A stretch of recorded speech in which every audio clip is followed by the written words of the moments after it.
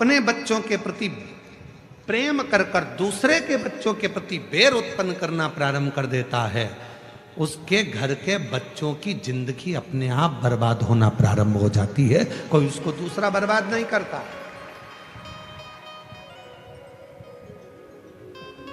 अब ये बात हमने एक बार कथा में कही तो एक बहन जी ने लिखकर भेजा, तो क्या हम हमारे बच्चे के लिए अच्छा नहीं सोच सकते? सोचो, मना कौन कर रहा है? पर जब तुम एक जगह पर रह रहे हो तो सबके प्रति सब बच्चे तुम्हारे, सब बच्चे। एक बार हमने कथा में कहा था, सबसे ज्यादा नरक में कौन जाता है? याद है आप लोगों को? बोलो तो जम के। सबसे ज्यादा नरक में कौन जाता है? तो एक बार हमने कथा में कहा था, सबसे ज्यादा नरक में जाता है प्रसाद बांटने वाला।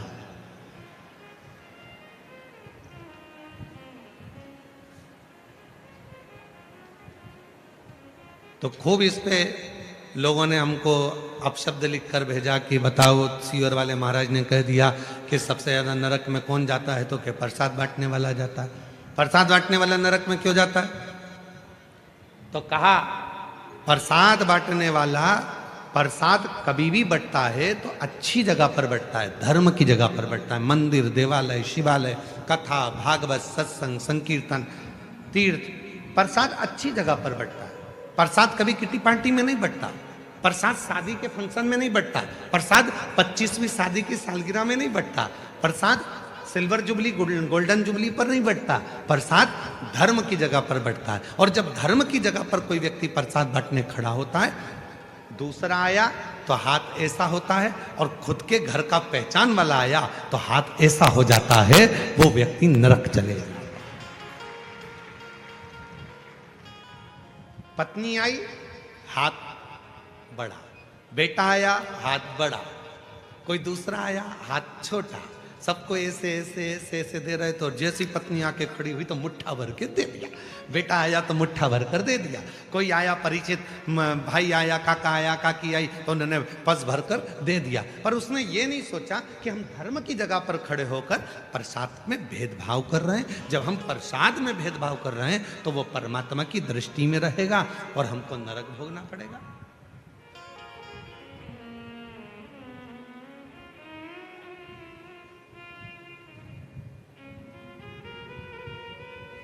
इसलिए सावधान रहना।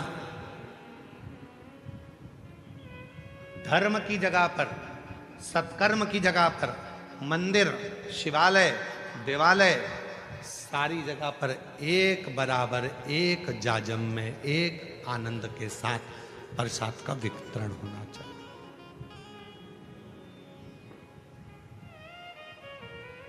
एक जगह।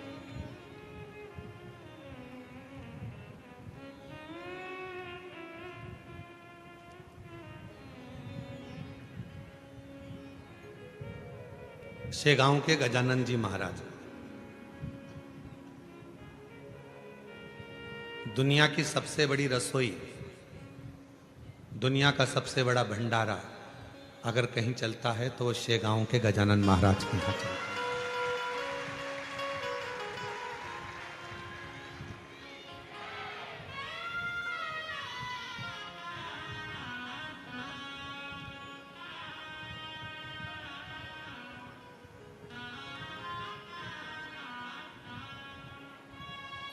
लगभग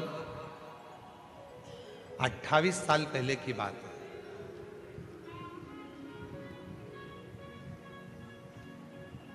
और 28 साल से हो सकता है कि 29 साल 28 साल पहले की बात हो। हम शेगांव गए, भंडारे में भोजन प्रसाद चल रहा था।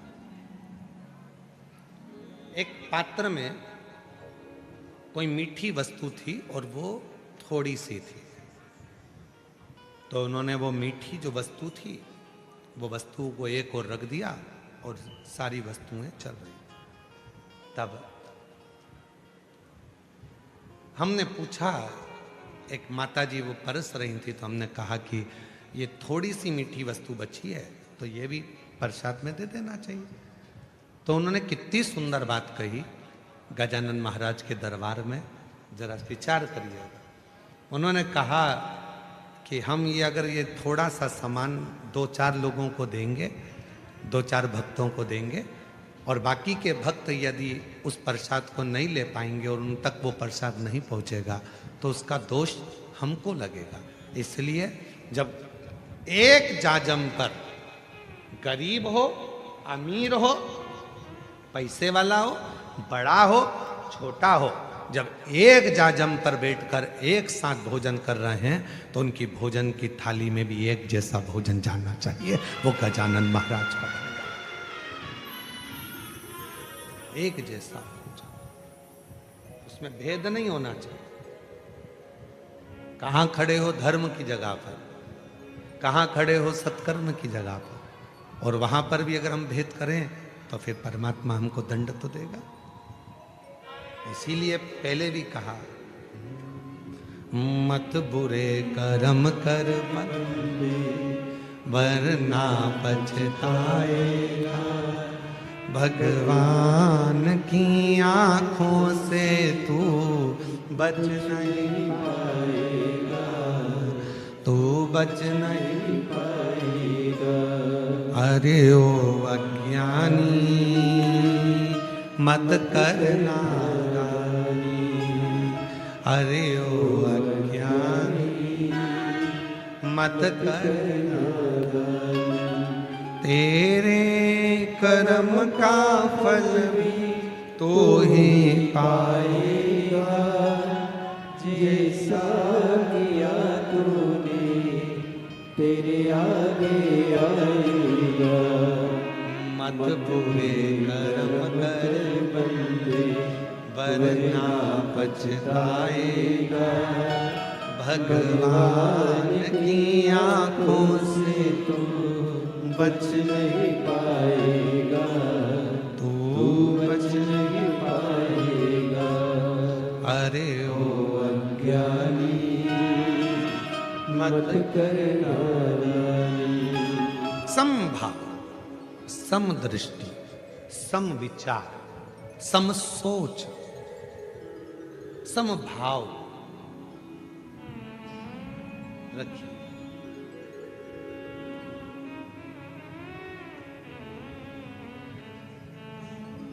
आज के जमाने में लोगों की सोच दो मुखी हो गई, अपने लिए अच्छा सोचना, दूसरे के लिए बुरा सोचना। मेरा बेटा डॉक्टर बने, कलेक्टर बने, इंजीनियर बने, कमिश्नर बने, आईजी बने, डीआईजी बने, दूसरे का बेटा कुछ ना करे, और अगर वो बढ़ भी गया तो मन दुख रहा है कि वो क्यों बढ़ ना।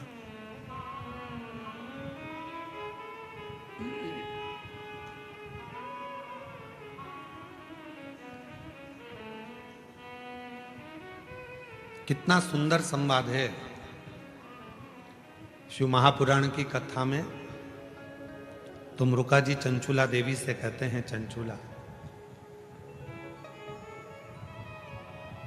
जिस नारी के मन में किसी भी बच्चों के प्रति यदि बैरभाव उत्पन्न हो जाता है, उस नारी को अपने जीवन में मृत्यु से पहले कष्ट भोगना पड़ता है, बहुत कष्ट।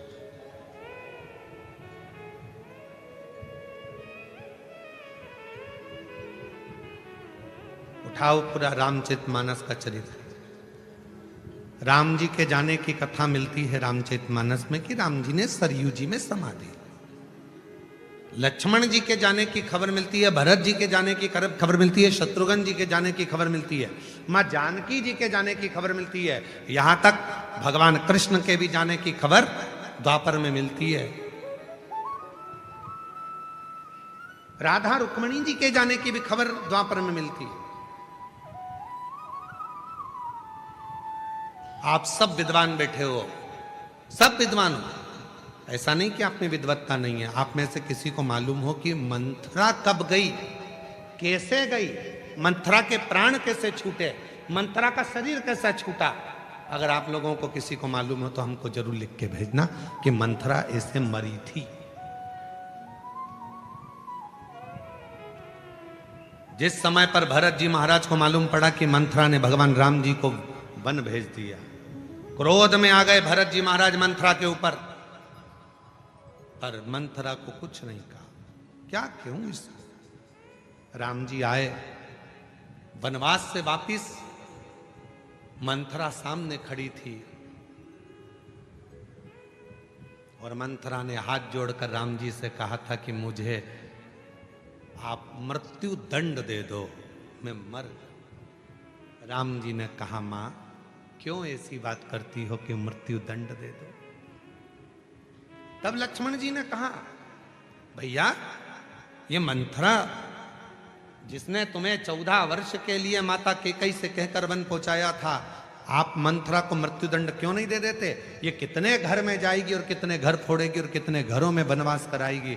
भगवान लक्ष्मण जी ने जब कहा, राम जी ने समझा कर कहा, लक्ष्मण कुछ मत बोल, सबको अपने कर्म का दंड भोगना पड़ता है। इस मंथरा को अगर मैं मृत्यु दंड दे भी दूंगा तो ये तुरंत मर जाएगी, पर इसके कर्म का भोग अभी इसको पृथ्वी पर रहकर भोगना पड़ेगा। जब मौत आएगी उससे पहले इसको भुगतना पड़ेगा। ये मृत्यु का कर्म है, मृत्यु का। देवरानी का बच्चा आगे बढ़ रहा है, जेठानी को प्रसन्नता होना चाहिए। जेठानी का बच्चा आगे बढ़ रहा है, देवरानी को प्रसन्नता होना चाहिए। कोई अग्रण्य जा रहा है, प्रसन्नता रहो। घर में हाँ, यदि तुम अलग मकान में चले गए, तुम्हारा मकान अलग हो गया, तुम्हारी कमाई अलग हो गई, तुम्हारा घर अलग हो गया, उसके बाद अपने बच्चे के लिए सोचो, मना नहीं। पर जब सामूहिक रूप से रह रहे हो, एक जगह पर रह रहे हो, एक जगह पर खा रहे हो, एक काम चल रहा है, एक व्यापार चल रहा है, एक जगह पर सारा परिवार रह रहा है, तो सबके लिए सोचना, सबके लिए श्रेष्ठ सोचना, सबके लिए अच्छा विचार करना।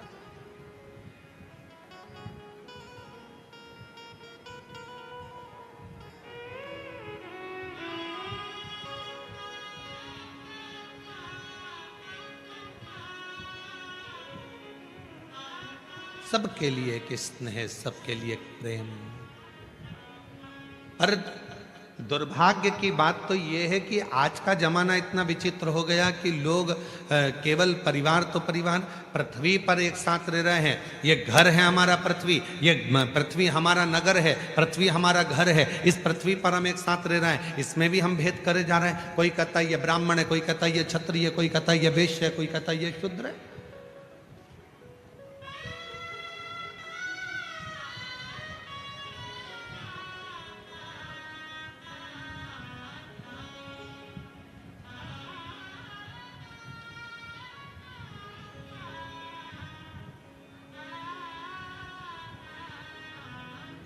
पर ऐसा कौन सा मनुष्य संसार में पैदा नहीं हुआ जिसको भगवान ने ब्राह्मण, क्षत्रिय, वैश्य, शूद्र बनाकर पैदा ही नहीं करा। संसार में जितने मनुष्य पैदा हुए हैं, इनको भगवान ने ब्राह्मण भी बनाया, इन्होंने भगवान ने इनको क्षत्रिय भी बनाया, भगवान ने इनको वैश्य भी बनाया और भगवान ने इनको शूद्र भी बनाया। जितने संसार में मनुष्य पैदा हुए हैं, इनको चारों वर्ण बनाकर भगवान ने भेजा। आप हम संसार में जितने भी हैं ये चारों वर्ण के हैं, ब्राह्मण भी, क्षत्रिय भी, वैश्य भी, शूद्र भी। अंदाजा करिए, आप खुद अपने मन में सोचिए, अपने मन में विचार करिए। आप जितने बैठे हो, अपने बच्चों को ज्ञान देते हो कि नहीं देते? जम के बोलो जरा। अपने बच्चों को समझाते हो कि नहीं समझाते? अपने परिवार को समझाते हो कि नहीं समझाते? जब कोई व्यक्ति परिवार को, कुटुंब को, नातों को, रिश्तों को, अपनों को समझाता है, ज्ञान देता है, तो वो ब्राह्मण की पदवी पर। फिर जब गुस्सा आता है, झगड़ा करने जाते हो, क्षत्रिय बन जाते हो। जब अपने घर का पालन करते हो, पोषण करते हो, कमाने जाते हो, तो वैश्य बन जाते हो। और जब अपने ही शरीर को साफ करते हो, अपने ही शरीर को धोते हो, तो शूद्र भी बन जाते हो। प्रत्येक मनुष्य संसार का ब्राह्मण भी है, क्षत्रिय भी है, वैश्य भी है, शूद्र भी है। प्रत्येक मनुष्य। अब उसमें भेद क्या करना, क्यों सोचना? आज जरा सा वोट बैंक एकत्रित करने के लिए थोड़ी सी राजनीति में अपना वोट बैंक बढ़ाने के चक्कर में लोग समाजों में लोगों को जातियों में तोड़ रहे हैं। पर निवेदन है मेरी जीजियों, मेरे जीजाओं, टूटना नहीं। एक लोटा जल देवाधिदेव महादेव को चढ़ाते रहना और बाबा के बने रहना, शिव के बने रहना। हमें टूटना नहीं, हमें जुड़ना।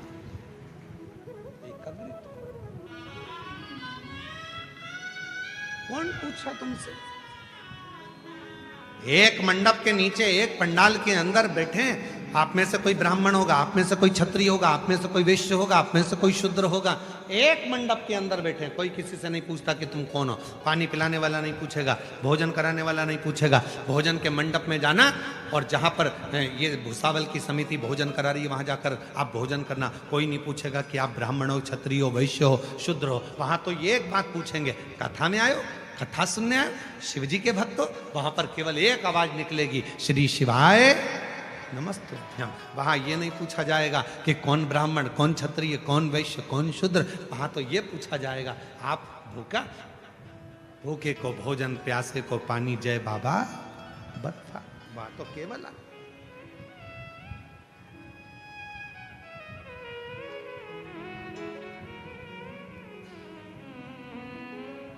बांटा जा रहा है।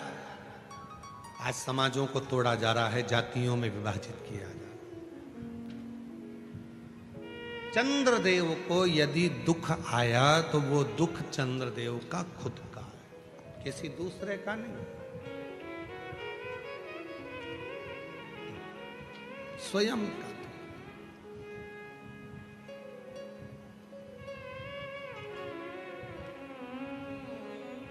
अब देखिए चंद्रदेव ने दुख कैसे प्राप्त करा, जरा ध्यान देना इस कथा पर। चंद्रशेखर चंद्रमौली शिव पुराण भुसावल में चल रही है, ध्यान दीजिए। दुख कैसे प्राप्त करा चंद्रदेव ने? देवताओं की सभा लगी थी,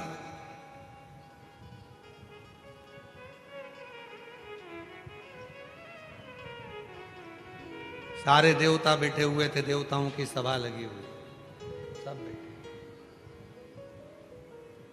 चंद्रदेव का आना हुआ। चंद्रदेव ने एक भी देवता को प्रणाम नहीं किया, नमन नहीं किया। एक भी देवता को चंद्रदेव प्रणाम नहीं करते, नमन नहीं करते।